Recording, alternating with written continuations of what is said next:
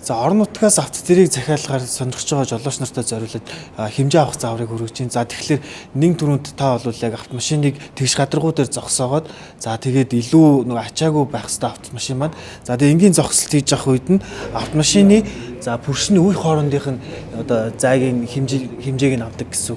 За тэгэхээр ер нь бол хамгийн бодит хамгийн одоо үр дүнгээ сайтай арга бол юм цааш шугуулж байгаа. Тэгэхээр дээд пүршний үеийнээс доод пүршний үе энэ хоёрын хоорондох зайг нь одоо хэмжээг нь авж байгаа гэсэн.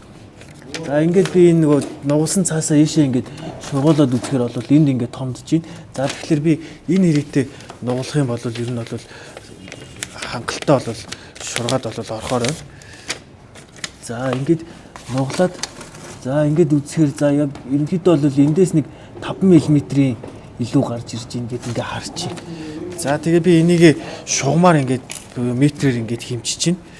За тэгэхээр энэ нэг 5 см байна. За тэгэхээр сая нэг 5 мм томдож ийн гэдээ анзаарсан бол 4.5 см одоо энэ пүршний дээдлийн үеэс доотлын үе хүртэл ийм зайтай байгаа гэсэн. За тэгэхээр 4.5 гэдэг маань за манай 11 арьсмарын аль арьсмарынд болж байна вэ гэхээр ингээд A гэвэл одоо 4.8 мм буюу нэмэх хасах 5 мм-тэй байж олно гэж байгаа байхгүй. Тэгэхээр энэ 4.5 гэж үзэж байгаа бол энэ манай A гэдэг арьсмаар таарах нь байна. За гих мэтчлэн та ингээд уртлын пүрш за ингээд хойтлын пүршнийхаа энэ зайг хэмжээд биднэрлөө ингээд зайгийг ингээд тоогоор явуулчих юм бол бид нар яг таны машины одоо пүршинд нь тохирох арьсмарыг найдвартай ингээд унаанд хийгээд явуулчихнаа суйрлуулах заавартай.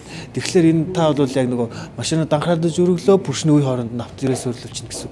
За энэ нь бол айгүй амархан процесс учраас та бол төвггүйгээр автомашинд бол суйрлуулчихнаа гэсэн. За та илүү дэлгэрэнгүй мэдээлэл авах хүсвэл за 25 гэж бичээрэй.